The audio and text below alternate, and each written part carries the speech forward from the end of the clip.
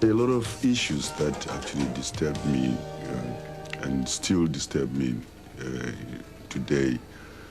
I mean, in day-to-day life, where we have seen so many innocent souls dying, or people are suffering, and maybe there's no one to look after them.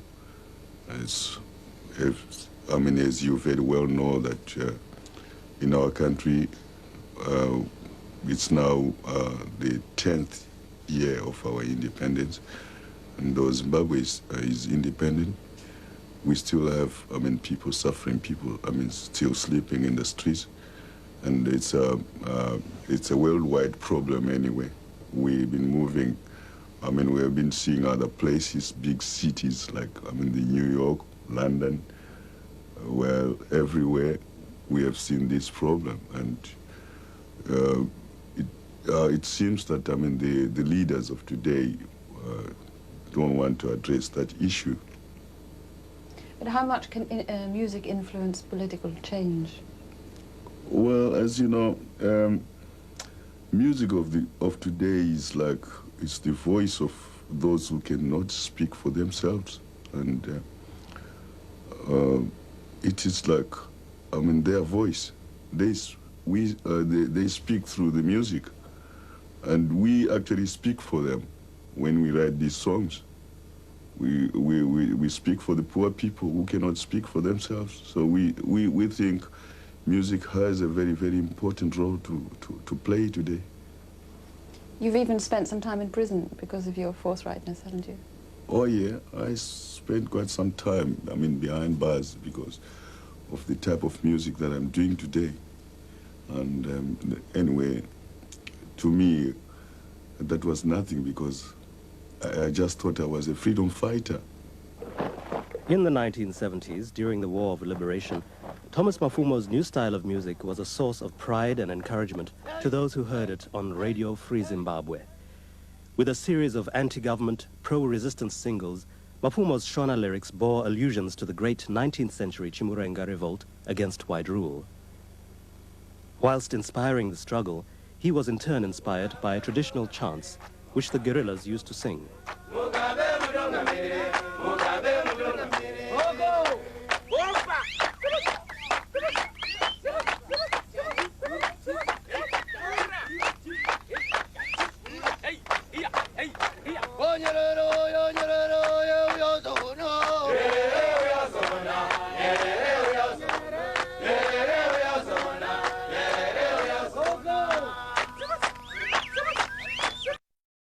I'm very, very proud of what I've actually achieved, because most of these youngsters who are playing African music today didn't have their own music. They were into copyright music until they actually heard from Thomas Mapfumo and the Blacks Unlimited. They were not used to, to playing this type of music. And they were very much into copyright music. They were playing soul music, all Western styles, jazz, whatnot. But when I started doing, African music, everyone stopped, and well, they started following in the same steps. And today we have so many bands trying to play their own type of music, but which is African, and that pleases me a lot. We met the four brothers and they said that they knew you well and you'd influenced them. Of course, one of them is my uncle. He's a brother to my mother. So he actually knows about me and how I grew up. He used to teach me everything. Even when I started playing, he's the one who taught me how to play drums. So from there, after playing drums, he taught me how to sing. So I can say he's the one I'm following, his footsteps.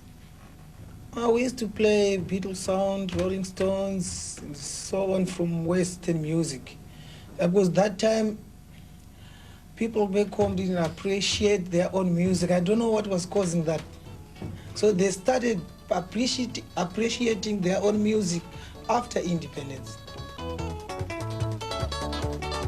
Korokoto means congratulations, just because we were just congratulating our freedom fighters for getting independence for us.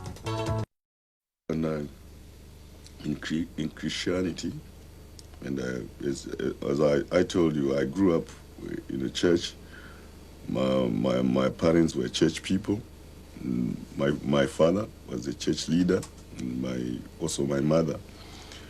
And we went to church a lot, Sunday schools as youngsters. We were going to Sunday schools, the afternoon church, and the evening.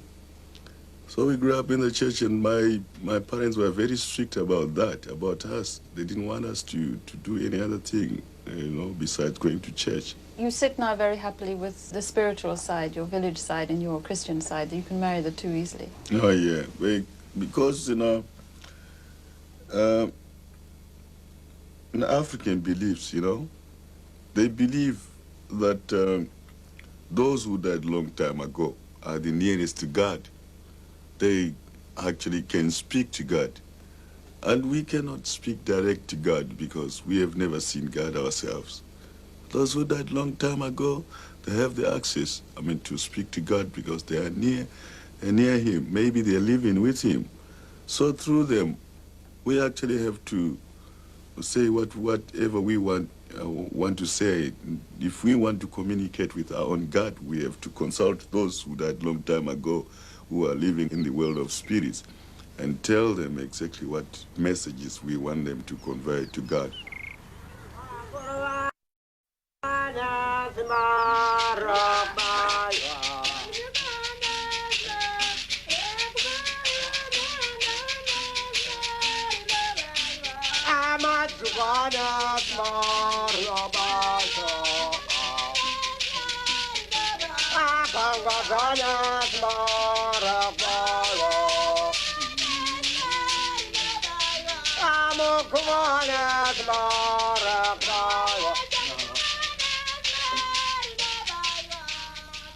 I have a very strong spiritual side.